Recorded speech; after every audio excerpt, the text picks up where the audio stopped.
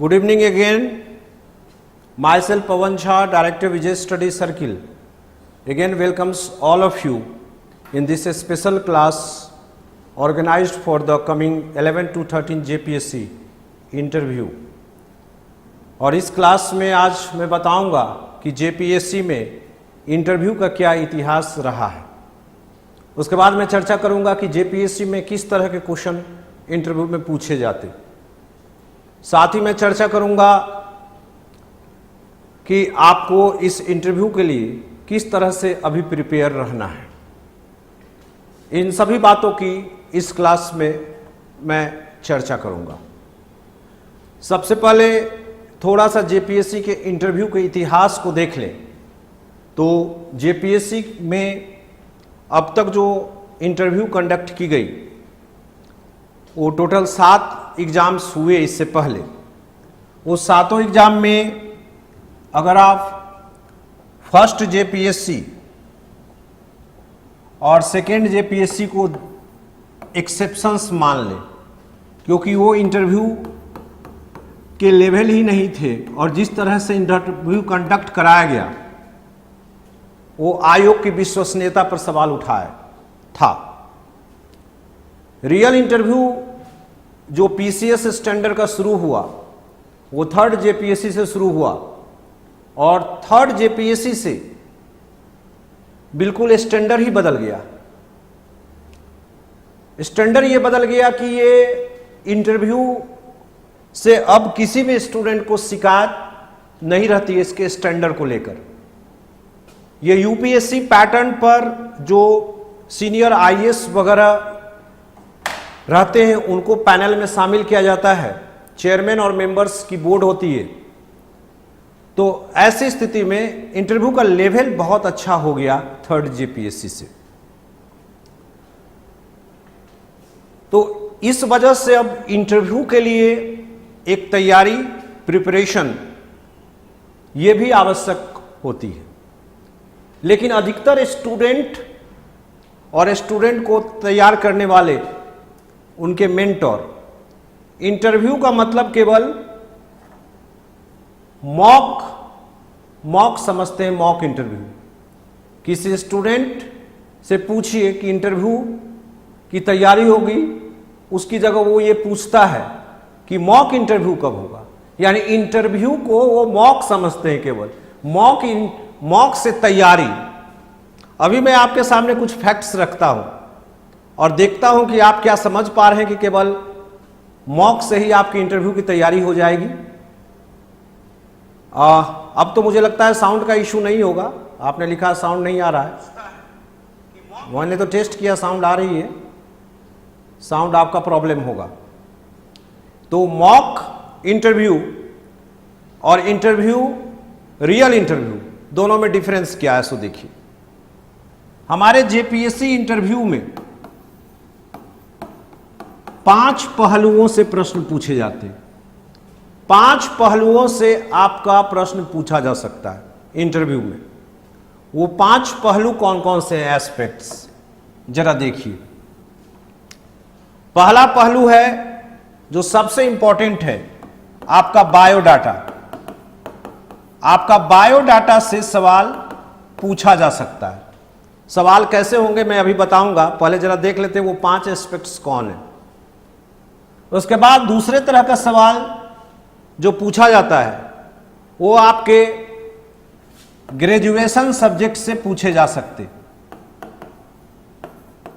आपके ग्रेजुएशन के विषय से सवाल पूछे जा सकते, जिसमें आप ग्रेजुएट हैं। ध्यान रखिए, जिसमें आप ग्रेजुएट हैं वहां से सवाल पूछा जा सकता। वहां पर यह बात, जब भी आपने ग्रेजुएशन किया जो भी सब्जेक्ट हो पूछा जा सकता। तीसरा सवाल आपके स्टेट से पूछा जाता है, दैट मीन्स कि झारखंड से। और अगर आप झारखंड से बाहर के हैं तो उस स्टेट से यहां क्यों आना चाहते और उस स्टेट के कुछ विशेषताओं के बारे में पूछा जा सकता। यह तीसरा पहलू हो गया। चौथा पहलू आपके नेचर ऑफ जॉब से पूछा जा सकता। नेचर ऑफ जॉब जिसको कि आप प्रीफर कर रहे हैं। नेचर ऑफ जॉब जैसे कि मान लीजिए आप DSP दिए डीएसपी। तो डीएसपी रिलेटेड सवाल अगर आपने सिविल दिया है, मान लीजिए आप डिप्टी कलेक्टर दिए हैं, उससे संबंधित सवाल, क्या सवाल होंगे मैं बताऊंगा अभी। पहले मैं देख रहा हूं कि क्या क्या एस्पेक्ट है जिससे पूछे जा सकते हैं। अगर आपने फाइनेंस सर्विस को दिया है, वहां से सवाल, इसी में सिचुएशन बेस्ड सवाल भी आते हैं, ये पूछा जा सकता। और पांचवा पहलू जो है, पांचवा पहलू है करेंट इवेंट्स का। करेंट इवेंट्स का पहलू है। करेंट इवेंट्स का थोड़ा विस्तार करना होगा। करेंट इवेंट्स के साथ साथ इसमें जीएस के सवाल पूछे जाते हैं। जीएस का जैसे कि मान लीजिए कि आरटीआई एक्ट, मान लीजिए ग्लोबलाइजेशन, ये सब आप क्या बोलेंगे, करेंट हैं कि या ट्रेडिशनल हैं? ये ऐसे टॉपिक हैं जो बराबर न्यूज में रहते हैं, तो इसको हम जीएस में रखते हैं।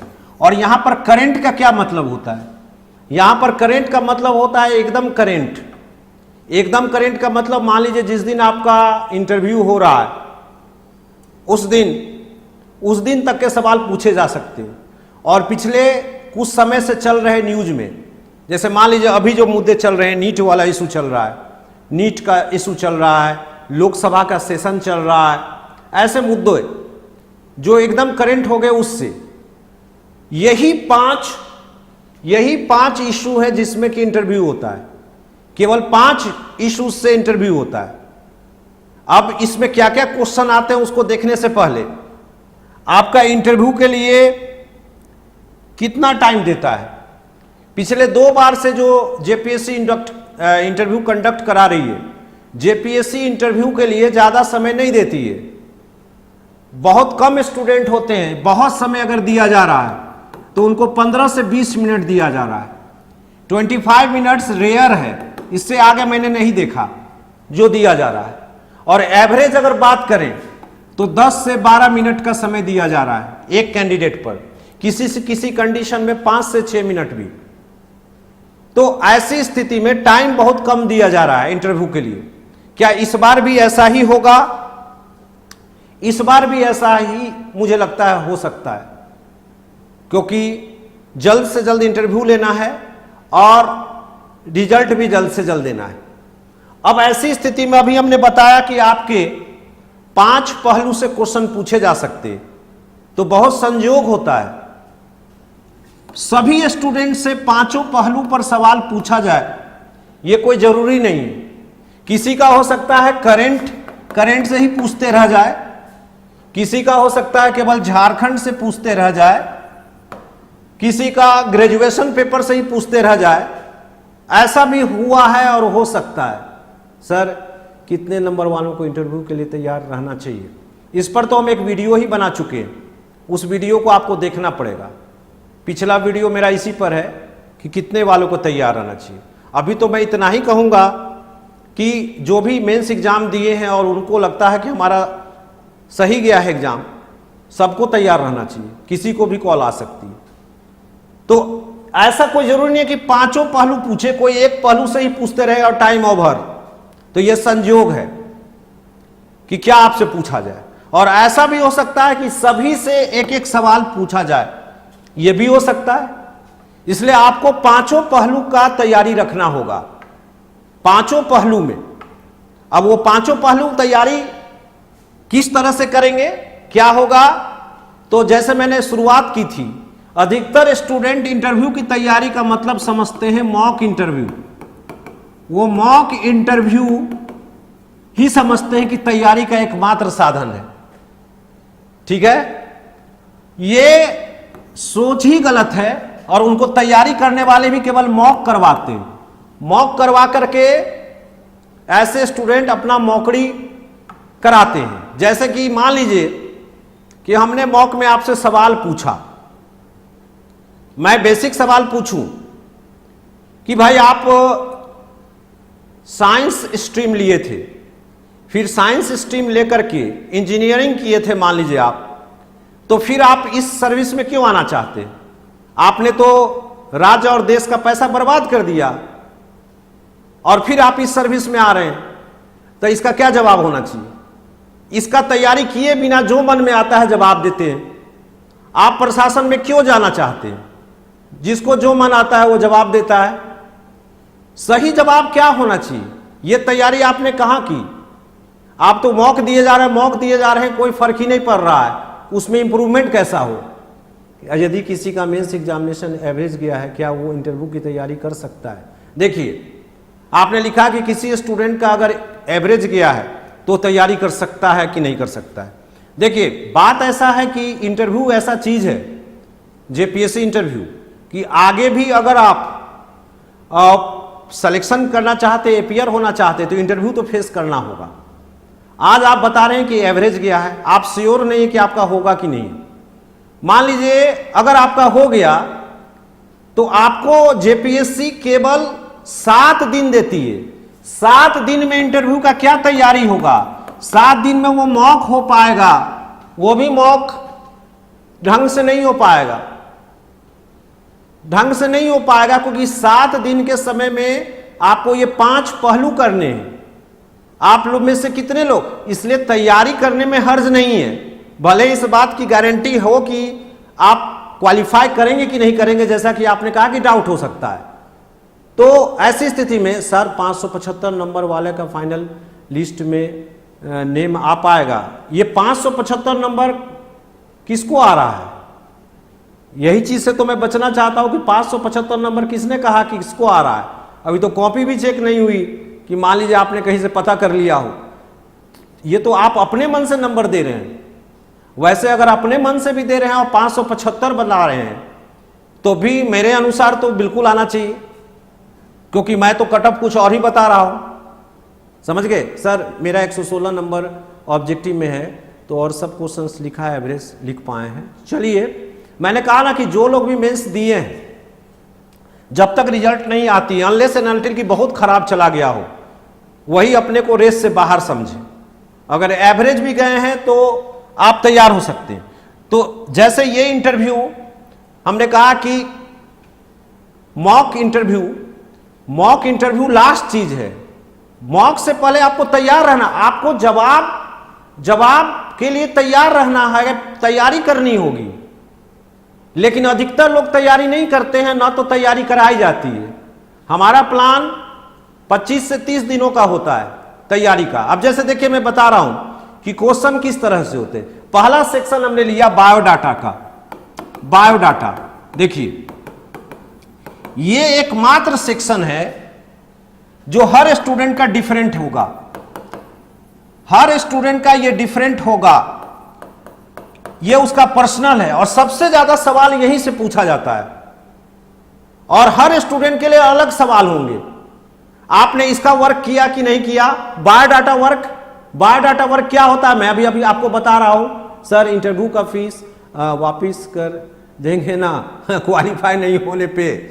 देखिए, ये गारंटी वगैरह कुछ नहीं होती है, कुछ स्पेशल अरेंजमेंट है इस तरह की चीजों के लिए।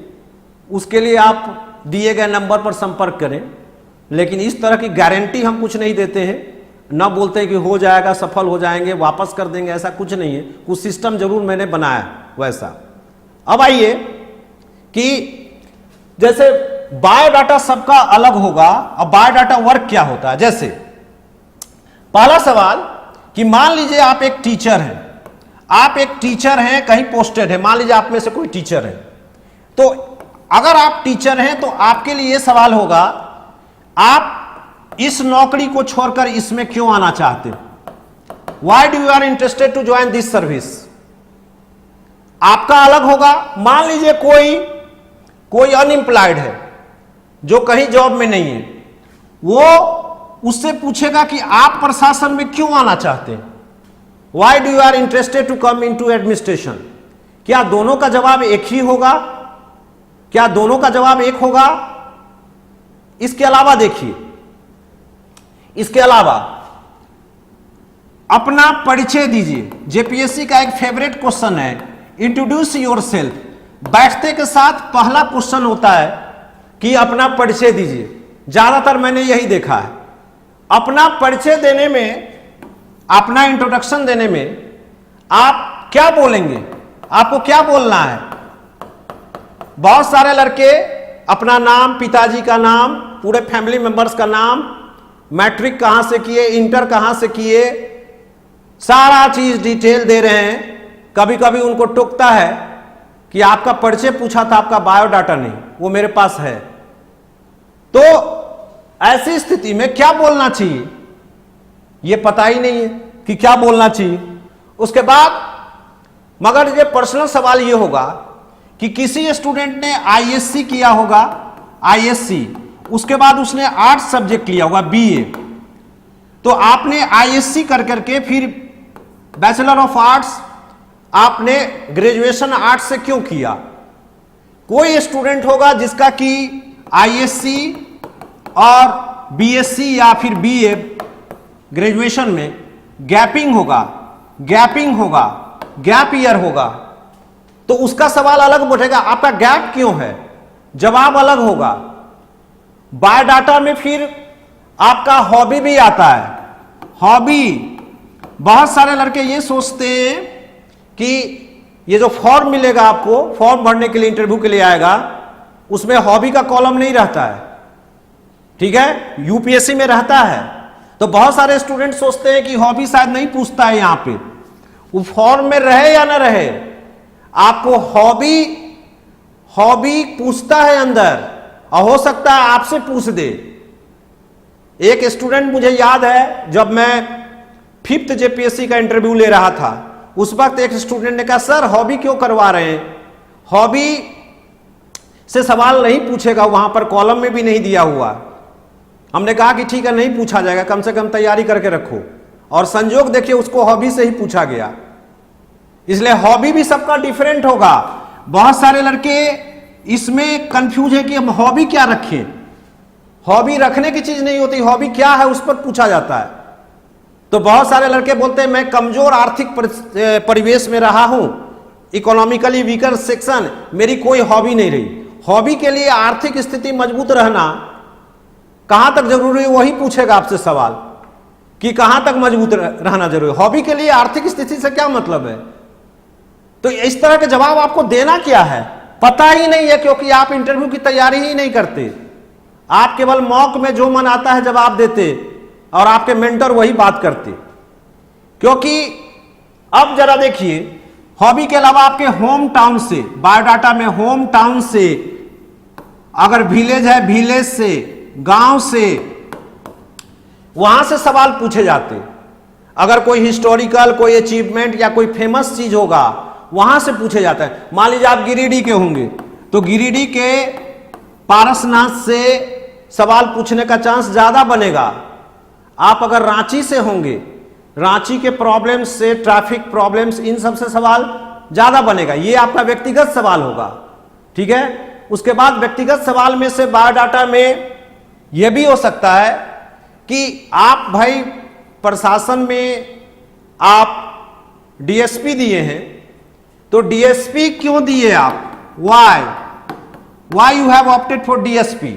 और अगर मान लीजिए आप डीएसपी नहीं दिए हैं, तो आप क्या पुलिस से डरते हैं, ये सब सवाल भी पूछे जाते कि आपको पुलिस से भय रखता है इसलिए नहीं दिया।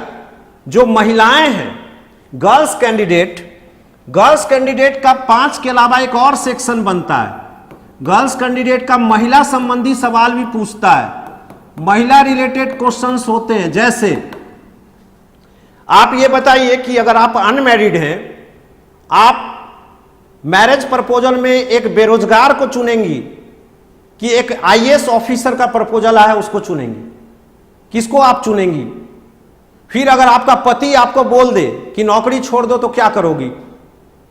उसके बाद और भी बहुत सवाल होते हैं। कोई महिला अधिकारी जो आपकी आदर्श रही हो उसको बताइए। एक महिला ही दूसरी महिला की दुश्मन होती है। How far you agree with this view. तो इसलिए महिलाओं के लिए महिला संबंधी सवाल भी होते हैं, महिला संबंधी, जो बायोडाटा के अंतर्गत ही आपको देखना होता है। इसके अलावा ये जो ग्रेजुएशन का आपका सब्जेक्ट है, ग्रेजुएशन का कोई भी सब्जेक्ट हो, मान लीजिए आर्ट्स सब्जेक्ट हो, हिस्ट्री, पॉलिटी, इकोनॉमी, ज्योग्राफी या फिर साइंस स्ट्रीम हो, या आपकी इंजीनियरिंग बैकग्राउंड हो, या आपका कुछ भी हो, फिजिक्स हो, कोई भी सब्जेक्ट हो, केमिस्ट्री हो, सबसे सवाल पूछे जाते हैं। नो साउंड, साउंड नहीं है, आप बताइए सर मेरे बिहार से हूं तो ये क्वेश्चन पूछा जा सकता है कि आप बीपीएससी को छोड़ के, यस, आप बिहार छोड़कर के झारखंड क्यों आना चाहते हैं? ये तो बहुत फेवरेट सवाल है। अगर आपका बिहार से है तो पूछेगा आपको, मतलब पूछ सकता है, पूछता तो लिमिटेड है, एक प्रोबेबिलिटी बनता है कि आपको पूछ सकता है। तो ये सब्जेक्ट रिलेटेड सवाल किस तरह से होते हैं? सब्जेक्ट रिलेटेड सवाल दो तरह से होते हैं। एक तो मान लीजिए बोर्ड में वैसा मेंबर बैठा रहा जिसका आपका ग्रेजुएशन का ही पेपर रहा, तो थोड़ा डिटेल पूछ देता है। अगर ऐसा नहीं रहा तो जनरल सवाल भी पूछे जाते। जैसे मान लीजिए कि आप इंजीनियरिंग से किए, आप एक इंजीनियरिंग की पढ़ाई किए, तो कहेगा कि इंजीनियरिंग से पढ़ाई करके ये जो आपने नॉलेज हासिल किया उसका आप अगर प्रशासन में क्या उपयोग करना चाहेंगे, कहां पर उसका उपयोग है? What is the use of your graduation paper? आपके सब्जेक्ट का यूज क्या है? अगर आपकी हिस्ट्री है तो मान लीजिए एक जनरल सवाल के अलावा आपसे यह पूछा जा सकता है कि ये बता रहे हैं नो साउंड, और लोग भी बताइए क्या साउंड नहीं है? साउंड इज ओके और not? Why he is just writing that no sound, no sound? Is it individual case? आप लोग जवाब क्यों नहीं दे रहे? साउंड है या नहीं? आप ध्यान रखिए कि आपका हिस्ट्री जैसे सब्जेक्ट का आपके प्रशासन में क्या महत्व है? What is the importance of history in administration? अगर आपका ग्रेजुएशन हिस्ट्री रहा, आपसे यह भी सवाल पूछा जा सकता है किसकी प्रशासनिक व्यवस्था पर, किसकी सबसे अच्छी प्रशासनिक व्यवस्था है? सबसे अच्छी व्यवस्था, प्रशासनिक व्यवस्था किससे आप प्रभावित हैं? अशोक का प्रशासन की व्यवस्था में पूछा जा सकता है। अकबर और अशोक में आप किसको महान समझते हैं? यह भी सवाल पूछा जा सकता है। तो ऐसे ऐसे सवाल पूछे, ऑब्जेक्टिव भी सवाल पूछे जा सकते हैं, ऑब्जेक्टिव भी पूछा जा सकता है।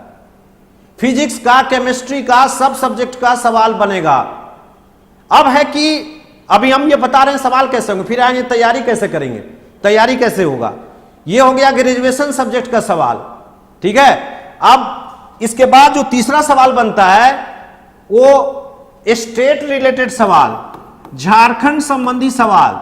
देखिए झारखंड संबंधी सवाल एक ट्रेडिशनल होगा और एक आपका करंट रिलेटेड, जो करंट सेक्शन में मान के चलिए होगा, ट्रेडिशनल और करंट। जैसे अगर मान लीजिए कि आप झारखंड के हैं और आप ट्राइबल भी हैं, आपसे यह पूछ सकता है क्या आपको लगता है कि झारखंड का मुख्यमंत्री एक ट्राइबल को ही होना चाहिए?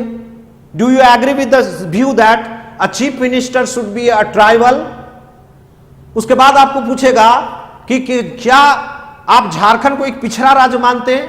Do you think that Jharkhand is a backward state? किसी भी स्टूडेंट से पूछ सकता है। झारखंड के बेहतरी के लिए, for the betterment of Jharkhand, आपको कहां कहां लगता है कि सुधार किए जा सकते हैं? जिसका मान लीजिए कि ज्योग्राफी ऑनर्स होगा, उसको झारखंड के ज्योग्राफी से ज्यादा सवाल पूछेगा। जिसका हिस्ट्री होगा, हिस्ट्री से पूछेगा सवाल, मतलब चांसेस बनता है वैसा। और एक कॉमन भी होगा जो किसी से भी पूछा जा सकता है कि झारखंड के अभी कुछ करंट प्रॉब्लम्स को बताइए, ठीक है। आपके एरिया के कोई लीडर का नाम है, उसके नाम बताइए। आपका एमएलए कौन है, आपका एमपी कौन है? ये ऑब्जेक्टिव क्वेश्चन पूछे जा सकते हैं। फिर पूछा जा सकता है कि झारखंड में उग्रवाद की क्या स्थिति है? उग्रवाद और आतंकवाद में क्या डिफरेंस है? What is the difference between extremism और टेररिज्म? आप कहां तैयारी किए इसका? आप तो केवल मॉक दे रहे हैं, जो मन में आ रहा है जवाब दे रहे हैं, लेकिन सही जवाब क्या है? यह ही तैयारी है कि इसका रियल जवाब क्या होगा। लेकिन आपका और आपको मॉक कराने वाले इंस्टीट्यूट का ध्यान किस चीज पर है? मात्र सारे इंस्टीट्यूट फ्री करते हैं, इंटरव्यू को फ्री इंटरव्यू करते हैं और आपको उसके बदले में बहुत बलिदान देना पड़ता है, जिसका महत्व आज नहीं समझ में आएगा आपको। जिस दिन आपका सिलेक्शन होगा उस दिन समझ में आएगा कि फ्री के बदले में इन्होंने मांगा क्या था आपसे। आपसे मांगा है आपका कॉल लेटर, वो कॉल लेटर जिस पर आपने खुद तैयारी की या कहीं और से तैयारी की और रिजल्ट के बाद यह साबित किया जाएगा कि यह मेरा स्टूडेंट था, इसलिए वो सारे इंटरव्यू फ्री हैं। मैं केवल एक आध लोगों को जानता हूं जो रियल में सोशल सर्विस कर रहे हैं, लेकिन बाकी ऐसे लोग हैं जो नाटक कर रहे हैं सोशल सर्विस के नाम पर। फ्री में अगर मैं अपने इंस्टीट्यूट में फ्री कर दूं तो मेरे तो 300-400 स्टूडेंट वैसे अपने ही रहते हैं लगभग, और अगर मैं फ्री कर दूं तो मैं संभाल ही नहीं पाऊंगा, वो क्वालिटी मिल ही नहीं पाएगी। इसलिए कुछ नॉमिनल फीस में करता हूं और लगभग महीने भर जबरदस्त मेहनत करके तैयारी कराता हूं, और ये तैयारी बहुत जरूरी है आपके लिए। तो इसलिए ये कॉन्सेप्ट को आप छोड़िए, आपको हर चीज का क्वेश्चनर बनाना होगा। क्वेश्चनर, आपकी फाइल तैयार होनी चाहिए, आपको पर्सनल गाइडेंस की जरूरत है। व्यक्तिगत रूप से आपको मिल करके क्या सवाल का जवाब होना चाहिए, आपके बायोडाटा वर्क होने चाहिए, और इसके बदले में केवल आप मॉक तो उसका अंतिम स्टेज है। Mock interview is the last stage. जब आप तैयार हो गए हैं, अब आप तैयार हो गए कि अब पूछिए हमसे आप क्या पूछते हैं, अब आप तैयार हैं कि हम अब क्या जवाब देंगे, लेकिन आपने तैयारी ही नहीं की। सर इंटरनेशनल रिलेशन से भी क्वेश्चंस पूछा, बिल्कुल पूछा जा सकता है। इंटरनेशनल रिलेशन, इंटरनेशनल इवेंट्स, सबसे क्वेश्चन पूछा जा सकता है। जैसे इजराइल वाला इशू अभी चल रहा है, हमास से आपका इंटरनेशनल अमेरिकन इलेक्शन का इशू है, जो करंट है वो लिस्ट बनाना पड़ेगा। लेकिन मेंस की तरह नहीं, इंटरव्यू की भी तैयारी बहुत लोग करते हैं, वो मेंस का नोट्स जैसा बनाते हैं, 200-300 वर्ड में लिखते हैं। वो कहां से होगा? मेंस अलग, इसका आपको इतना टाइम ही नहीं देगा, आपको हार्डली कुछ सेकेंड में जवाब देना होता है। जैसे मैं अगर कहूं कि इसका सबसे पहले क्या उपाय करना होगा, हर सेक्शन का क्वेश्चनर बनाइए।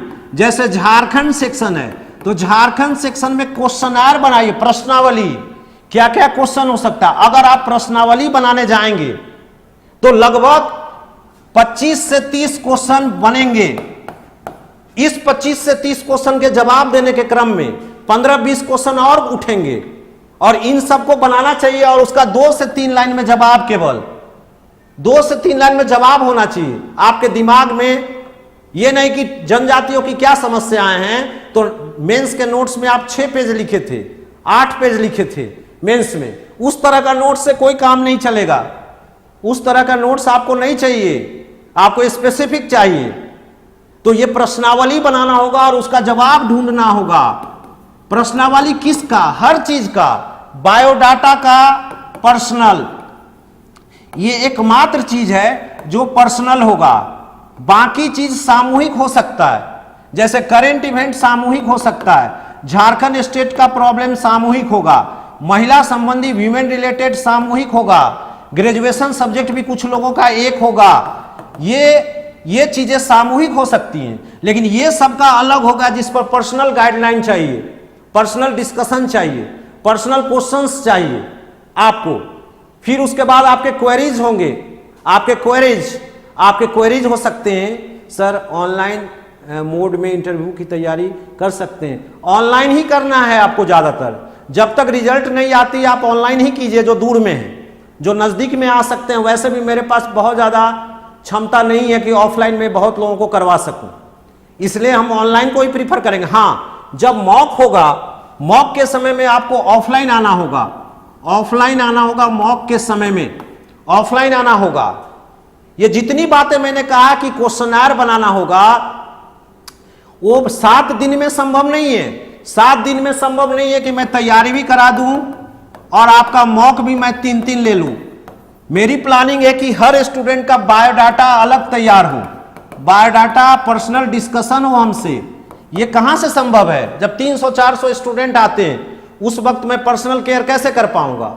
मेरा दूसरा है कि आपका बायोडाटा वर्क के साथ साथ आपका 3 मॉक इंटरव्यू एटलीस्ट हो, समय मिले तो और भी ज्यादा, 3 मॉक पैनल के साथ आपका इंटरव्यू हो, प्लस मेरे से एक, अगर जिनको ज्यादा प्रॉब्लम है, पर्सनल सिंगल इंटरव्यू की भी व्यवस्था की जाती है।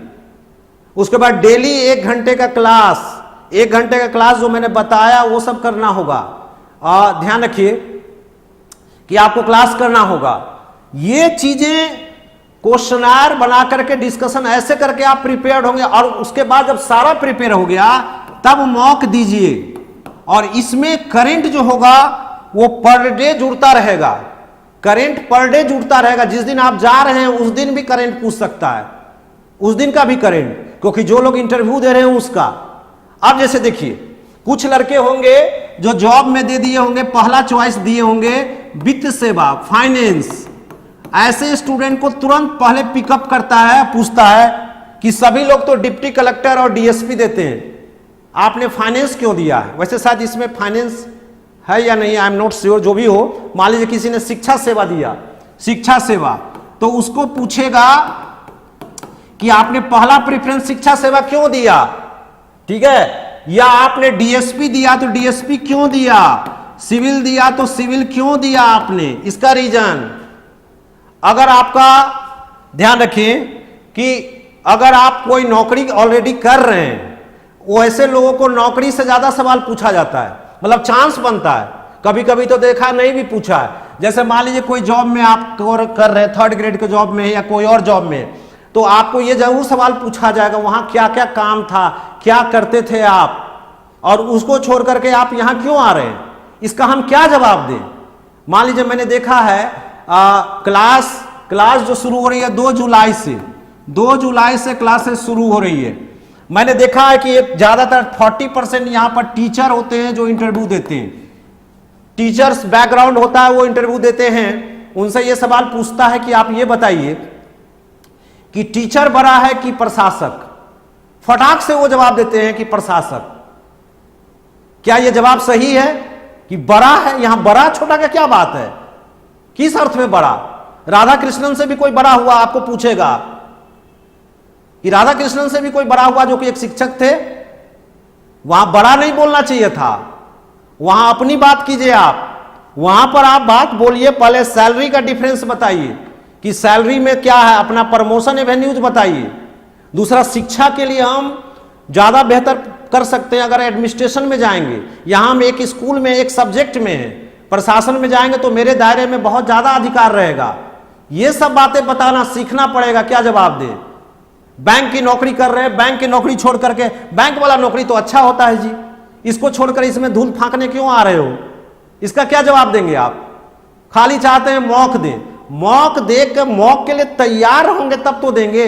सर 2 जुलाई से ऑनलाइन होगा, यस, ये ऑनलाइन और ऑफलाइन दोनों है।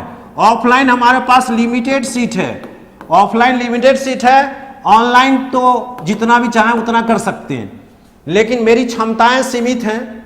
मैं उतने ही छात्र को ले सकता हूं जितना का मैं करा पाऊं, क्योंकि इंटरव्यू के लिए हमारे इंस्टीट्यूट वैसे तो सारे चीज के लिए काफी प्रसिद्धि है, विजय स्टडी सर्किल आप जानते हैं, लेकिन सारे हिंदुस्तान से इंटरव्यू के लिए हमारे पास लड़के आते हैं और स्टूडेंट्स हमारे अपने अलावा बाहर के भी स्टूडेंट्स आते हैं, तो उनको वो फैसिलिटी मिलती है, उनको जबरदस्त फैसिलिटी मिलती है।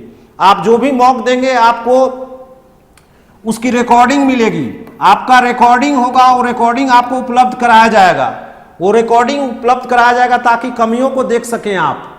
इस बात को ध्यान रखिए सर।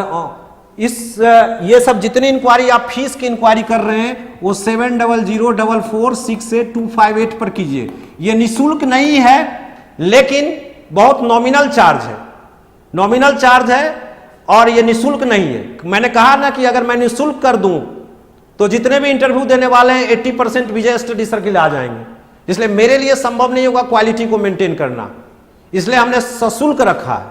और मुझे इस चीज की जरूरत नहीं है कि आप अपना कॉल लेटर तो जो डॉक्यूमेंट्स उसमें लिया जाएगा, लेकिन मैं उस भरोसे नहीं हूं कि मैं साबित करूं कि आप मेरे स्टूडेंट रहे हो, भले आपने मेरे यहां पढ़ाई किया हो नहीं किया हो, उस चीज में कोई फर्क नहीं पड़ता, क्योंकि विजय स्टडी सर्किल से इतने स्टूडेंट पास करते हैं जो हमें पता ही नहीं होता है कि कब वो पढ़ा था, कब पास किया, कोई रिकॉर्ड नहीं होता। करंट बैच का रिकॉर्ड होता है, पिछले बैच का कोई रिकॉर्ड हमारे पास नहीं होता है। ये हमारा हजारीबाग में मॉक इंटरव्यू होगा, हजारीबाग में फिजिकल मॉक इंटरव्यू होगा। क्लासेस तो आपको रांची से मिलेंगे ऑनलाइन, लेकिन फिजिकल मॉक इंटरव्यू वहां भी प्रशासनिक अधिकारी और विशेषज्ञ होंगे। हमने हजारीबाग में एक न्यू लोकेशन लिया है, वो है भवानी प्लाजा। भवानी प्लाजा जो बंसीलाल चौक के पास मालवीय नगर में है। इसमें हमारी नई ब्रांच, पहले से दूसरे जगह थी ब्रांच, वहां खुली है। तो यहां पर फिजिकली मॉक इंटरव्यू होगा, आपको रांची आने की जरूरत नहीं है। हजारीबाग और उस एरिया के स्टूडेंट्स, आप अभी से केवल क्या करें, अभी से केवल आप पेपर पढ़ें और अपने ग्रेजुएशन सब्जेक्ट को देखें। ग्रेजुएशन जो सब्जेक्ट है उसका भी क्वेश्चन मैं दूंगा कि क्या क्या आपको पूछ सकता है। जैसे कि मान लीजिए कि आपका मैथमेटिक्स रहा है, तो मैथमेटिक्स से थ्योरेटिकल और प्रैक्टिकल दोनों तरह के सवाल पूछे जाते हैं। आपको ध्यान रखिए। सर बायोडाटा फिल करने में इनरोल स्टूडेंट को गाइड कीजिएगा। बिल्कुल आपको गाइड करेंगे, जैसे आपको इसीलिए तो कराएंगे ना, आप हमसे पर्सनल डिस्कशन करेंगे। आपको तो कुछ पता ही नहीं है, आपका जवाब को हम संशोधित करेंगे। जैसे आप हॉबी ही दे रहे हैं, हॉबी हम क्या दें आपको बताएंगे। अगर आपका गैप ईयर क्वेश्चन है तो आपको हम बताएंगे कि क्या बोले उसका रीजन। आप अगर बोलते हैं कि हम मेडिकल के तैयारी के लिए, इंजीनियरिंग की तैयारी के लिए 1 साल गैप किए, क्या यह सही जवाब है? किसी का गैप ईयर है, ग्रेजुएशन के बाद 8 साल के बाद वो दे रहा है ये जेपीएससी का इंटरव्यू, तो उससे पूछता है कि 8 साल आप क्या कर रहे थे, इसका हम क्या जवाब दें? 8 साल हम क्या कर रहे थे, क्या सही जवाब होगा? यही तो होता है तैयारी, इसी को बोलते हैं प्रिपरेशन। लेकिन आप सीधे डायरेक्ट मॉक में जा रहे हैं, आप सीधे मॉक में जा रहे हैं, जो आपको पता ही नहीं कि क्या जवाब देना चाहिए। पहला दिन ऑफिस में जाकर आप क्या करेंगे? आप एक डीएसपी हैं, डीएसपी बनकर पहला दिन ऑफिस में जाकर क्या करेंगे आप? क्या होगा जवाब? आप डीएसपी हैं, आपको एक जगह आग लगने की खबर आई, ठीक है, दूसरे जगह दंगा हो गया, आप किधर जाएंगे? Where you would proceed? आप डीएसपी हैं, आप किधर जाएंगे? क्या जवाब देंगे आप? क्या सीखा आपने? उग्रवादियों ने आपको चारों तरफ से घेर लिया है, ठीक है। अब आपकी पहला मोटो आपका क्या होगा? आप सर फिजिकल इंटरव्यू रांची में भी लीजिए, हजारीबाग। कहां मैंने कहा कि रांची में नहीं होगा? रांची में तो मेरा मेन ब्रांच है। आप लोग सिविल सर्विसेज का, मैंने कब कहा कि रांची में नहीं होगा? रांची के अलावा वो हजारीबाग, मैंने कहा रांची के अलावा वो हजारीबाग है। रांची तो हमारा मेन ब्रांच है, तो यहां कैसे नहीं होगी? इस बिल्डिंग से झारखंड के सैकड़ों प्रशासनिक अधिकारी निकले हैं। इस बिल्डिंग को मैं कैसे छोड़ सकता? इस बिल्डिंग से सैकड़ों पदाधिकारी निकले हैं, फर्स्ट जेपीएससी से लेकर 7 to 10th। तो यहां कैसे नहीं होगी, इसको जानिए। सर इतना ज्यादा कॉन्फिडेंस नहीं आ रहा है कि मेंस आ जाएगा, रिजल्ट आएगा उसके बाद आपको जाए। आपको जब मर्जी ज्वाइन कीजिए, आप मुझे ज्वाइन मत कीजिए, ये इशू ही नहीं है, ये इशू ही नहीं है, ये आपका इंडिविजुअल डिसीजन है।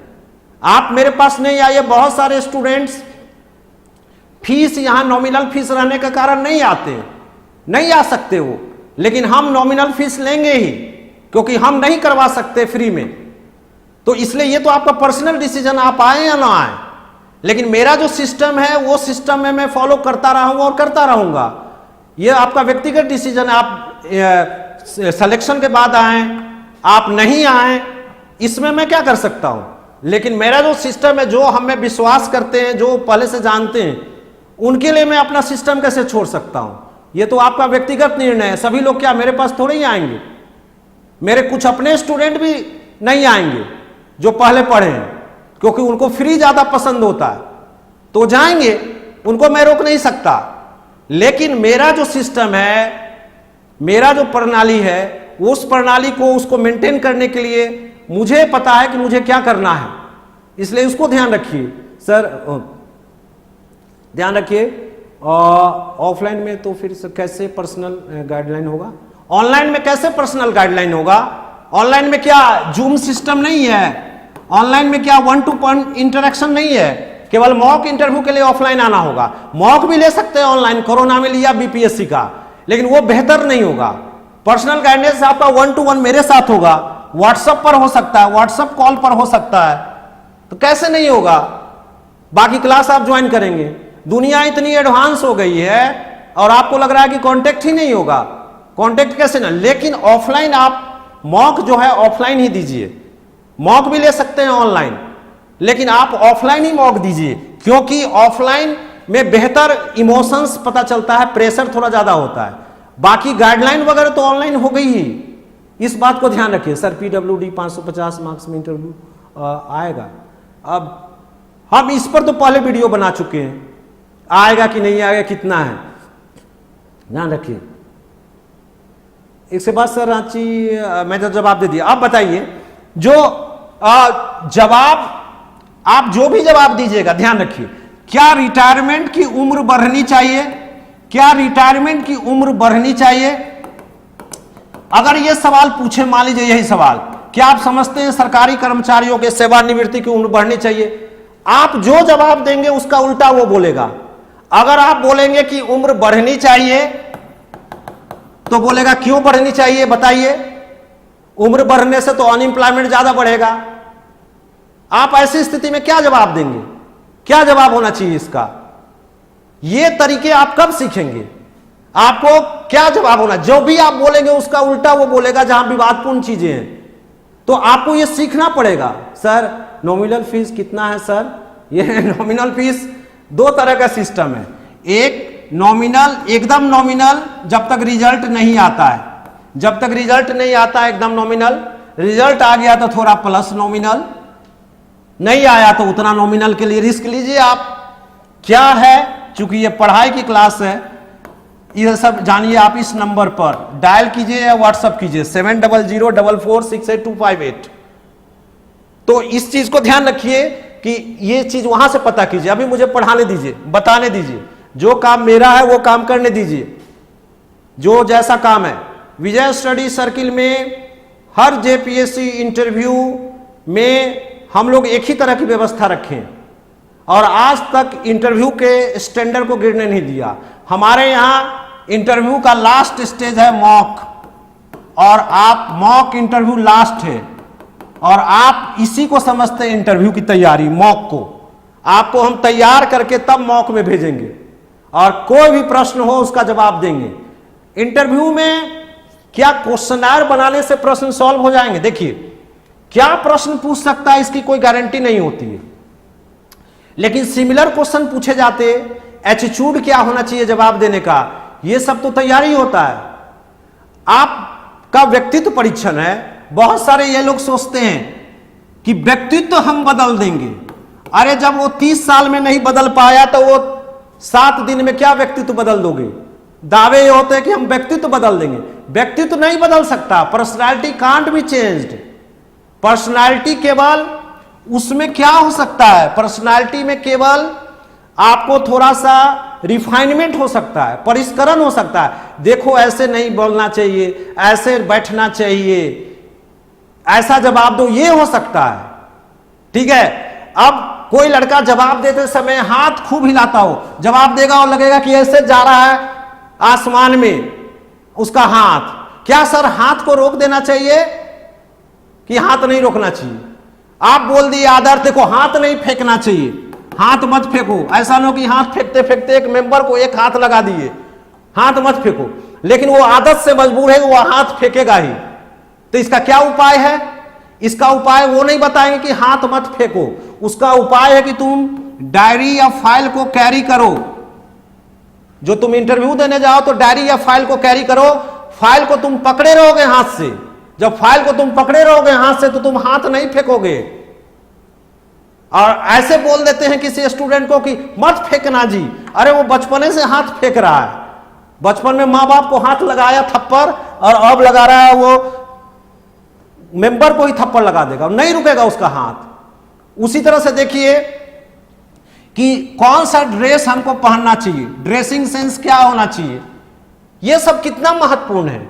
ड्रेसिंग सेंस आपका, ये सब है इंपॉर्टेंस। कोई स्टूडेंट अगर कुछ भी जवाब नहीं देगा, कुछ भी जवाब नहीं देगा, फिर भी उसको 0 नंबर नहीं आएगा, उसको 20, 25, 30 नंबर कुछ न्यूनतम मानक बनाए जाते, उसको जरूर दे दिए जाते। आखिर कैसे आ गया? जब उसने कोई जवाब नहीं दिया।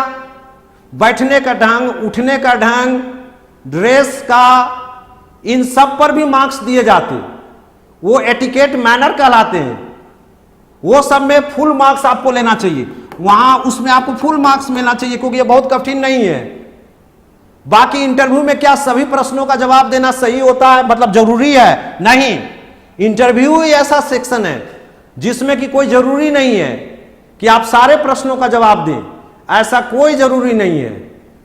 आप सारे प्रश्नों का, आप कुछ भी प्रश्न का जवाब 5-6 नहीं भी देंगे तो चलेगा, ये नहीं सोचे कि नंबर कट जाएगा। जो जवाब दे ठोस दें, ऐसे बात करते हैं, समझ गए? इसको ध्यान रखिएगा। इंटरव्यू मार्क्स देखिए, अगर आपको 50 प्लस नंबर आ जाए, 100 का फुल मार्क्स है, तो आपको इंटरव्यू सही मानना चाहिए, गलत नहीं हुआ। लेकिन आपको पता होना चाहिए कि 70, 75, 80 नंबर भी दिए गए इंटरव्यू में। आपका प्रयास होना चाहिए कि हम 70-75 के बीच में स्कोर कर सके मैक्सिमम। लेकिन एक स्टूडेंट को अगर 50 प्लस मार्क्स आता है और अगर उसका सिलेक्शन नहीं होता है तो उसको इंटरव्यू को ब्लेम नहीं करना चाहिए। लेकिन अभी आपका प्रयास, अभी से तैयारी करेंगे तो 50 और 75 में 25 नंबर का अंतर है। ये 25 नंबर आपका डिफरेंशिएट हो सकता है अगर तैयारी करके जाएंगे। और एज इट इज जैसे अभी हैं आप, अभी वैसे भी बिना चले जाएंगे तैयारी के, तब भी हो सकता है 40, 45, 50 नंबर आ जाए आपको। इसलिए इस बात को ध्यान रखिए कि यह मायने रखता है। इसको इंटरव्यू बोर्ड पर भी डिपेंड करता है, इसका कोई यूनिफॉर्म नहीं है। किसी किसी बोर्ड में थोड़ा 2-4 नंबर, 5 नंबर कम ज्यादा सब मिलता है। लेकिन एक बात तो तय है कि 3rd जेपीएससी से इंटरव्यू के क्वालिटी पर कोई सवाल नहीं है। क्वालिटी पर कोई सवाल नहीं है कि क्वालिटी कितना इसका जाता है। इसको ध्यान रखिए कि आपका जवाब कितने, एक प्रश्न का जवाब कितने मिनट का होना चाहिए, कितना होना चाहिए। सर क्या लिखा आपने क्वेश्चंस? मैंने तो कह दिया कि 2 जुलाई से स्टार्ट हो रहा है। सर अगर सही जगह सही देंगे तो आ सकता है क्या? इंटरव्यू की तैयारी कब से होगी सर? इंटरव्यू की तैयारी मेरे पास तो 2 जुलाई से होगी, 6:30 बजे शाम में, 6:30 में। आपने लिखा कि क्या 100 में 100 आ सकता है? आज तक तो मैंने नहीं देखा कि किसी को 100 में 100 आते हुए, कभी नहीं देखा। इसलिए कैसे आ सकता है 100 में 100? बताइए। इंटरव्यू में कुछ ना कुछ तो कमी रही जाती है। और जब भी आप इंटरव्यू देके निकलेंगे आपको लगेगा कि मैंने थोड़ा और मैं बेहतर कर सकता हूं। इसलिए इस चीज को भूल जाइए कि 100 में 100 आएगा नंबर। इसलिए आपको जैसे मैंने कहा कि 50 एवरेज अगर आता है तो एवरेज है, और 70-75 आता है तो आप बहुत अच्छा इंटरव्यू मानिए। आने को तो 80-85 भी आए हुए हैं, लेकिन 100 में मैं 100 मैंने नहीं देखा। तो इस बात को ध्यान रखिए आप सब। अब बात ऐसा है कि आपके पास 2 ऑप्शंस हैं। जहां तक मेंस के रिजल्ट की बात है, मेंस के रिजल्ट में मुझे लगता है कि महीना तो लगेगा ही। जुलाई लास्ट या अगस्त फर्स्ट वीक में आ सकता है रिजल्ट, यह मेरा अनुमान है। जुलाई लास्ट, क्योंकि ऑनलाइन कॉपी अगर चेक होगी तो थोड़ा फास्ट होगी, तो जुलाई लास्ट में भी आ सकता है या अगस्त फर्स्ट वीक में। और रिजल्ट के 1 सप्ताह के भीतर आपका इंटरव्यू प्रोसेस शुरू होगा और सप्ताह से 10 दिन में यह खत्म हो जाए, जैसे पिछले बार हुआ था 7 से 10 दिन में खत्म हो जाएगा। तो इसलिए जरूरी है कि यह बात सही है कि जब तक अपना रिजल्ट नहीं देख लीजिएगा, जब तक सेलेक्ट नहीं होइएगा, तो वो डिवोशन नहीं आएगा। हमेशा मन में ये लगा रहेगा कि पता नहीं मेरा होगा कि नहीं होगा। ये बात तो आएगी जब तक रिजल्ट नहीं आएगी। लेकिन साथ साथ हमको ये भी देखना है कि अगर रिजल्ट हमारा आ गया तो 1 सप्ताह 10 दिन में हम क्या कर लेंगे, हम क्या कर पाएंगे। और अगर हमारा रिजल्ट नहीं आता है तो अपने मन को बनाना पड़ेगा कि इंटरव्यू आज न कल आपको देना ही है, तो वो हमको आगे काम आ सकता है। ये अगर आपकी सोच है तब आप 2 जुलाई से क्लास ज्वाइन कीजिए। अगर आपकी सोच वैसी नहीं है जहां पर कि आप ये सोचते हो कि एकदम बेकार हो जाएगा मेरे लिए, तब आप रिजल्ट का वेट कर लीजिए, आप रिजल्ट का वेट कर लीजिए। और अगर ऐसी सोच नहीं है कि वो, अगर आप सोचते हैं कि ये अगर तैयारी करें और अगर इस बार नहीं होता है तो हमें तो कभी ना कभी इंटरव्यू देना, बहुत कुछ जानने सीखने का मौका लगेगा, तभी आप जुड़िए। अदरवाइज आप क्यों जुड़ेंगे? मत जुड़िए। जब रिजल्ट आएगा तब आप सोचेंगे। वो भी आपको जो फ्री अट्रैक्ट करेंगे, फ्री में जाइए। आपको फ्री लगता है कि फ्री होना चाहिए तो फ्री में जाइए, मैं उसमें कुछ नहीं कर सकता। जो मुझसे जुड़ेंगे उनके लिए मैं बात कर रहा हूं। और हर बार हमारे खुद के स्टूडेंट इतने रहते हैं कि कई बार मुझे लगता है कि मुझे और समय देना चाहिए, और ज्यादा समय देना चाहिए। मुझे कई बार ऐसा दिखता है। इस बार मैं पहले से तैयार हूं।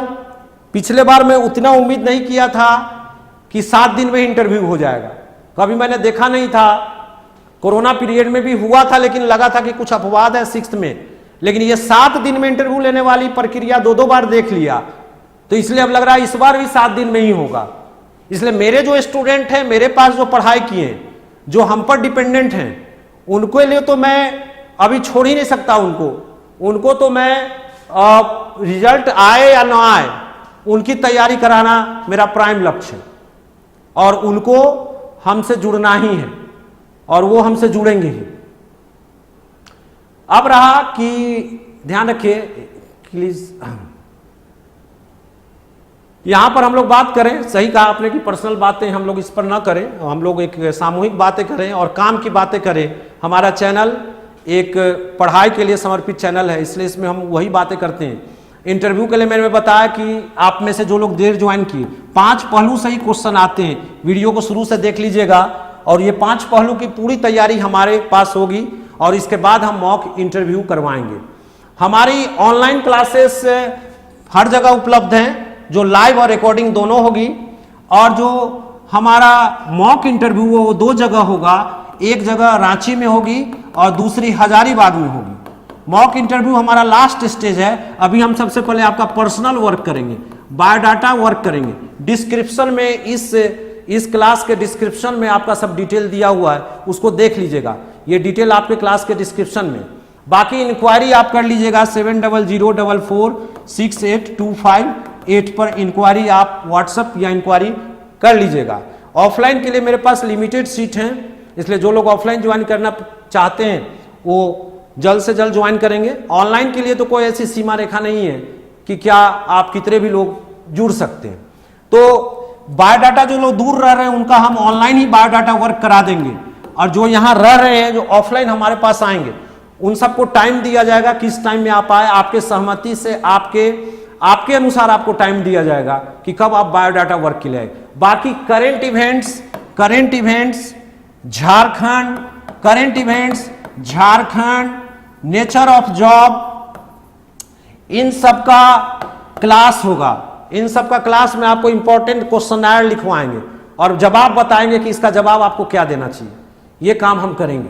तो इस बात पर ध्यान रखें। अगर अब हम इस क्लास को बहुत जल्द खत्म करेंगे। मैंने बेसिक बातें इंटरव्यू के लिए बता दी, और मैंने बता दी कि जो आप इंटरेस्टेड कैंडिडेट हैं उसके लिए हमने इंटरव्यू के लिए नॉमिनल चार्ज रखा, क्योंकि मैंने बता दिया कि ये फ्री नहीं हो सकता। ये क्लासेस की जो हमारे स्टैंडर्ड हैं उसको मैं डाउनग्रेड नहीं कर सकता, और ऐसी स्थिति में आप सबको निर्णय लेना होगा कि आपको क्या करना है, जो हमसे जुड़ना चाहते हैं। इस बात को ध्यान में भी coach category SC ST OBC cut off marks होता है। इंटरव्यू में भी कट ऑफ मार्क्स क्यों नहीं होगा? इंटरव्यू में भी आपका मेंस का कट ऑफ होता है। मेंस का कट ऑफ कैटेगरी वाइज होता है। कट ऑफ SC का अलग होगा, ST का अलग होगा, OBC का अलग होगा। कैसे नहीं होगा? SC का अलग होगा। दोनों तरह का आरक्षण का कट ऑफ अलग होगा। समझ गए? इस दोनों का डिस्क्रिप्शन बॉक्स में सब डिटेल दिया हुआ है, आप वहां पर संपर्क कीजिए। तो कट ऑफ मार्क्स तो होगा ही आपका। इंटरव्यू में, मेंस में भी आरक्षण है। मेंस में आरक्षण और फाइनल आरक्षण में। पीटी में आपका आरक्षण नहीं था। अब जो लोग कैटेगरी में क्वालिफाई किए, जो रिजर्वेशन मतलब फॉर्म भरे हैं, उनको मेंस में बहुत फायदा है। वो आप जनरल में भी जा सकते हैं और अपने कैटेगरी में भी आ सकते हैं। हाँ, जनरल में अगर आप जाइएगा तो जनरल का शर्त पूरा करना होगा। जनरल में तभी जा सकते हैं जब जनरल का शर्त पूरा कीजिए, एज का शर्त पूरा कीजिए, डीएसपी अगर है तो उसका फिजिकल स्टैंडर्ड को पूरा कीजिए, तभी जनरल में जाइएगा। नहीं तो नंबर ज्यादा लाकर भी आप कैटेगरी में रहिएगा अगर आपकी एज ज्यादा है। क्या पूछा आपने? सर ईवीएस का सर्टिफिकेट कैसे चेक करें? देखिए ये तो टेक्निकल मामला, वो तो सारा दिया ही होगा इसके फॉर्म में। जेपीएससी के साइट पर जाइए, फॉर्म में जो जो डिटेल है आप उसके अनुसार भरिए, तो आपको सब जानकारी मिल जाएगी। सर जनरल में सेलेक्ट होने पर ईवीएस का सर्टिफिकेट देना नहीं, आप अगर आप ईवीएस ईडब्ल्यूएस से भरे थे तो आप ईडब्ल्यूएस में कंसीडर किए, लेकिन मान लीजिए कि अब जैसे आप बता रहे हैं कि ईडब्ल्यूएस का सर्टिफिकेट आपके पास मान लीजिए नहीं है और आपका फाइनल सिलेक्शन हो गया जनरल में, तब तो कोई प्रॉब्लम ही नहीं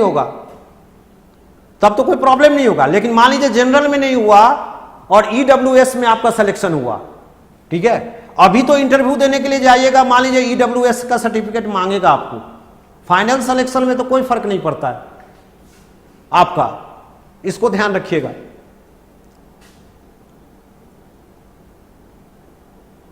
इस बात को ध्यान रखिएगा। तो मैंने कहा कि इंटरव्यू क्लासेस के लिए आप सब, आपने पूछा है कि आपके कोचिंग से कितने स्टूडेंट्स मेंस के लिए क्वालिफाई किए थे। इस बार तो नहीं, पिछले बार, इसका कोई रिकॉर्ड नहीं है मेरे पास। बस मुझे इतना पता है कि सबसे ज़्यादा यहीं से किए थे, फाइनल भी यहीं से होते। मेरे पास ऐसा करंट बैच का केवल रिकॉर्ड रहता है, पुराने बैच का कोई रिकॉर्ड नहीं रहता है। मेरी इसमें कोई रुचि नहीं कि मैं उसका उपयोग करूं, करंट बैच के छात्रों का उपयोग करता हूं और मेरे कोई फिगर में रुचि नहीं है, ना फिगर देने में विश्वास करता हूं। और इसलिए तो मैंने कहा कि सभी लोग फ्री कोचिंग इसलिए देंगे ताकि आप अपना कॉल लेटर वहां देकर दें और मुझसे ज़्यादा सेलेक्टेड कैंडिडेट वहां से होंगे प्रचार में। लेकिन रियल रिजल्ट क्या है इससे मुझे मतलब है, मेरे पास कोई रिकॉर्ड नहीं है और उस पर आप क्या जानना चाहते हैं ये भी मुझे नहीं पता कि ज़्यादा निकले तो ज़्यादा अच्छा क्वालिटी, कम निकले तो कम क्वालिटी। ये ऐसा अगर आपका निष्कर्ष है तो पहले इस बात को जान लें कि जो आंकड़े आते हैं वो कितने जेन्युइन होते हैं, उसको जान लीजिए। सर पिछले जेपीएससी इंटरव्यू में मुझे 12 मिनट क्वेश्चन पूछा, देखिए यही एवरेज है और किसी से 15 मिनट। यस, तो मैंने तो शुरू में ही बता दिया, एवरेज है 10 से 12 मिनट का एवरेज है और 15 से 20 मिनट थोड़ा सा एवरेज से ज़्यादा होता, किसी किसी का 25 तक गया, उसके आगे पिछले बार मैंने नहीं सुना किसी का गया हो, बहुत रेयर केस में। एवरेज 10 से 12 मिनट है। आप टाइगर हैं, यस, अगर आप ऐसा सोचते हैं इस आधार पर तो बहुत खुशी की बात है, मैं सुनना पसंद करूंगा। लेकिन उससे ज़्यादा महत्वपूर्ण है कि मैं अपने ड्यूटी को बढ़िया से निभाऊं और इंटरव्यू के लिए मैं पूरी तरह से अब तैयार हो चुका हूं और आप सबको अब निर्णय लेना आपको क्या करना है। तो आज के लिए इतना ही। अब इंडिया इंग्लैंड का मैच भी बहुत जल्द होने वाला है, तो आप सब जाइए आराम से मैच को देखिए, मैं भी जा रहा हूं एंजॉय करने। और 2 तारीख से आप जुड़ जाइए इंटरव्यू के लिए, और जो ऑफलाइन में इंटरेस्टेड हो वो जल्द जुड़िए। विशेष इंक्वायरी आपको करना है तो 700-4468258 पर कीजिए। Have a good night to all of you.